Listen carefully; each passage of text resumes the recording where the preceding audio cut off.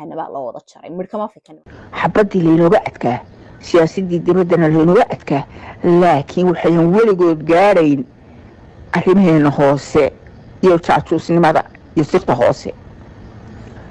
وربوي ما أكتر هيبويري إن كنت صدّا نبويري كنت نوان مالين يا ولي هذا الكلمة دوي وحيري ما أكتر بوري صدّا نبويري أوراد إسحاقة إلى لاس عنه تقولوا لي شوغان أو بالبهنت الموريو وما أعلم ليش وحكوتي لان بقى يسوي سيريان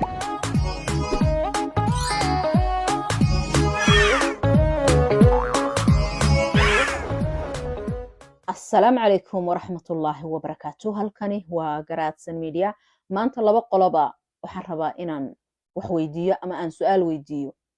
labadaas qolo jamaahirta horta joogta magaalada Laascaanood su'aal baan weydiinaya kuwa jooga London su'aal baan weydiinaya balse su'aalahayga intaan dib u dhigto waxa rabaa horta bal sida wuxuu dhaceen shalay inaan xoogaa dulmar yar ku sameeyo sidii caadiga ahayd waagu markii uu bariyay ama subaxdii ay ahayd ay magaalada madaafiic ku soo bilaabeen argagixisadii SNM iyaga oo aad moodo inay ka war heleen joogta ku soo socota ama waxa lala maagan yahay iyagoo markaasi isleh waxyeelo sii geysta inta aan la idin ka hormarin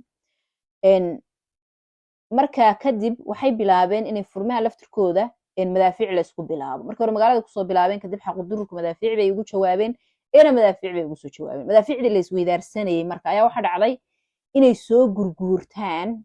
xeelado yar oo maalin walba mid yar oo caataa bay la yimaadaan hadda ka hor iyagoo dabadabo iyo foorfoor iyo wax ku soo galaya waad maqasheen dabcan marka waxa ku soo galeen gurguurad furintii ciidanka xaqu-dirarka ah iyagoo gurguuranaya laakiin aan u socon weerare u socda maxay inay kaliya madaafiicda hagaano ay u soo dhawaadaan meesha ciidamada xaqu-dirarku joogaan iyagoo markaasi tilmaami karaya madfaca ay soo ridayaan SNMtu oo odhanaya inta in legmadu xuleexo inta in legmadu xuleexo sida loo hado madaafiicda oo garanaysan beelata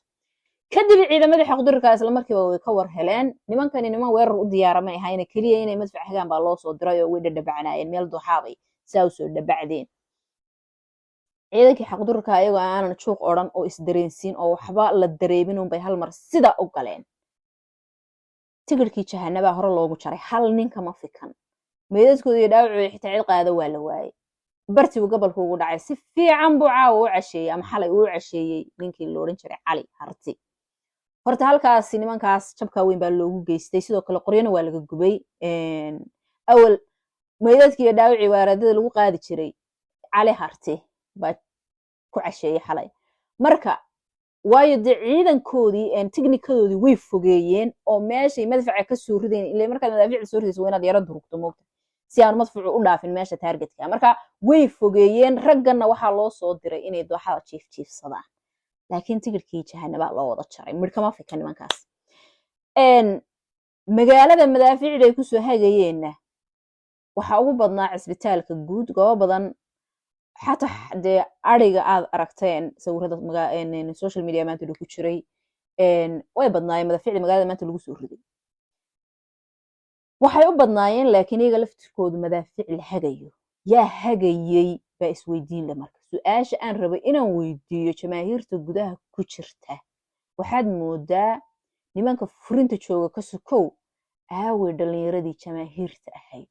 iyo booliisku inay wada shaqeeyaan oo ay arrintan ogaadaan baa la rabay maxaa qaldan bal horta waxaad la dhagaysataan hooyo Soomaaliyeed oo dalka Mareykanka ku nool oo goob ay iskala shaqeeyaan niman iidoora oo xilligii qadada markii laga soo baxay shaqada breegi meel hoolahoodii la wada fadhiistaa jirta sida caadiga ah miis gadaasheeda bay fadhiyeen laba nin oo iidoora oo iska wareysanaya xaaladda gobolka Soole bal wax yar dhageyso in yar baan codkeeda bedelay si aan loo fahmin waayo kama haysto permission inaan isticmaalo codkeeda laakiinse waxaan ku furay tashuusi aanan loo garanin codkeeda loo aqoonsan marka sida oo la socda aan marka hore codkeeda inoo daaro waxa weeye meel baan ka shaqeeyaa warshada dad badan baa jooga Soomaali oo dhan baa joogta marka la qaleeyo oo la soo baxo loo soo baxo maxay tahay qadada miisas baa lagu qaleeyaa marka dad oo dhan baa jooga meel ii dhow oo laba miisa ayaa waxaa fadhiya niman iyaga ah ii doorkaas markaasaa sheekaysanaya aniguna yara waa ka fogooday wuxuu hadal dheedheeriyin hadal hoosena ma yaqaanin markaase waxay leeyihiin xabaddii laynooga adkaa siyaasaddii dibaddana laynooga adkaa laakiin waxayan weligood gaadhayn arrimaheena hoose iyo jaajuusnimada iyo sirta hoose war buu yidhi ma og tahay buu yidhi in 30 nin buu yidhi 50na waan u malaynayaa buu yidhi hadalka lama duwe wuxuu yidhi ma ogtii buu yidhi 30 nin buu yidhi oo reer Isxaaqa inay laascaanood gudahooda joogaan oo dhulbahanta la moodayo oo meel allaale meesha wax ku jiraanba ay soo sheegayaan oo maxay tahay oo markaas weligoodba ma gaarayaan buu yidhi sirta wuxuu yidhi sirteena hoose iyo ciidamada sirta inama gaarayaan buu yidhi laakiin xabadda iyo siyaasadda dibadda way nooga adag yihiin laakiin sirteena hoose ma gaarayaan buu yidhi 30 nin baan hubaa buu yidhi 50na waan u malaynayaa oo reer Isxaaqa ayaa jooga wiil laascaanood gudahooda oo rag iyo dumar bale buu yidhi oo basaasiina buu yidhi oo maxay tahay meel allaale meeshay habeen ku baryaan iyo wax allaale waxay soo wada og marka arrintaas waan soo maqlay waana maxay tahay midaan soo maqlay maya wallaahi maxay tahay waxa meel baan ku wada qadiinayna qof weyn oo dhaar inoo maray weeye macnaha warka ay iyaga ka soo maqashay inaga ina la wadaagaysaa waa laga yaabaa sida ay u dhigayaan inaysan sax ahayn oo intaasoo nin oo isaaq ama doori laascaanood ma dhex joogaan taas waa la hubaa laakiinse mid la dhalay mid qaraabo loo yahay mid wax loo yahay mid baa inagu dhex lifaaqan dumar iska dhigaya in la qabo in la dhalay in wax loo yahay intaa waxaa sii dheer oromo marka hadda ayaanu imanayaa waxay lahaayeen bay tiri marnaba waxa aanan la ogaan doonin laynaguna gaari doonin waa arrimaheena hoose waa inagumeed dhaqan inagumeed bay leeyihiin waxa la yidhi waxaad ceebta u taqaan dad bay caadadiisa taha waxay ka macaashaan oo ay adeegsadaan waa haween waa oromo waa maxaan ku dhahdaa qof la dhalay waa gunnimo dagaal maqli jirtay waa urgufnimo waa dullinimo waa wixii micnaha dad ka xishoon jiray islaam ka xishoon jiray oo dhan bay isticmaalayaan dumar jirkooda ka ganacsada kuwa cudurra qaba micnaha waxyaabaha aanan qaarkood afkaygaba soo marin karayn oo qashin oo miidhana bay urursadaan gunnimo meeshii ugu dambeysay micnaha ka jooga waa dad gun ah weeyaan waayo dadka gunta ah baa lagu yaqaanaa waxyaabaha fool xun oo bini'aadanku ka xishoodo oo islaamku ka xishoodo inay ku dhiiradaan oo ku faanaan oo dhahaan anaga intaas baanu kaga adagnaha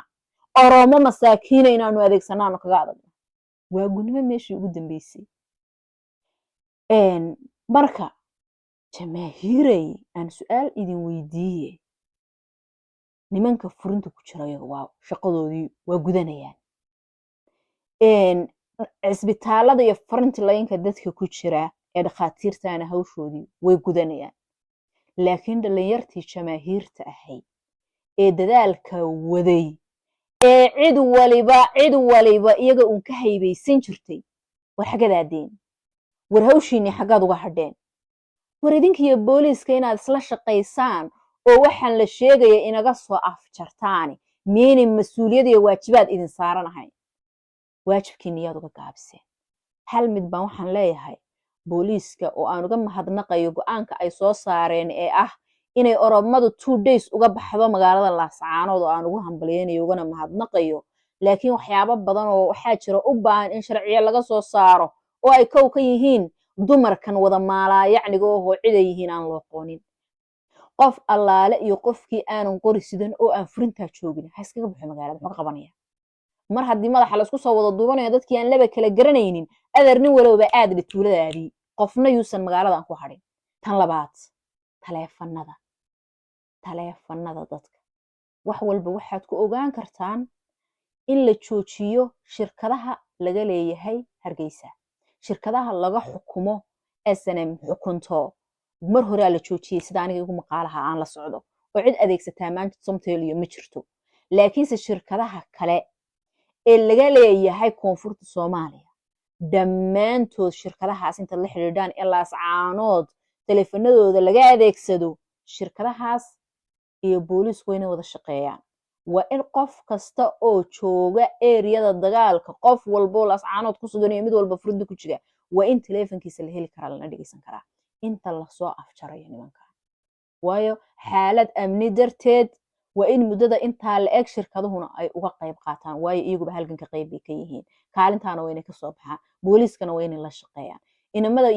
inamada jamaahiirta gabdhaha ma odhanayo inamada jamaahiirtaana war hawshiinaa guta oo haddaad aragtaan shirkad laga leeyahay hargeysa oo laascaanood ka shaqaynaysa digniin ha la siiyo one day haddii lagu xiri waayo oo ay ku joojin weydo shaqada baalaheeda dhulka ha la dhigo ha la soo dejiyo hala rogo baalaheeda ha la dejiyo shirkad laga leeyahay hargeysiya inay shaqaynayn si loo ogaado qof kasta oo telefoon ku hadla cidda uu la hadlayo iyo wuxuu ku hadlayo shirkadaha baysaskoodu yihiin garoowe iyo boosaaso gaalkacyo koonfur oo dhan wixii shirkadahoo laascaanood laga isticmaalana ha lala hadlo bayskooda ha la yidhaahdo teleefon allaaliya teleefonka laga isticmaalay ka rijis garaysan area sol waynaanu aad noo siisaan access aan ku dhegaysano tawataa waxaan usoo noqonayaa reer londonow beeryaradii ba idin soo gaadha idinkana maxaa niga qaldan war ingiriisku isagaa maanta muuse ka soo horeeya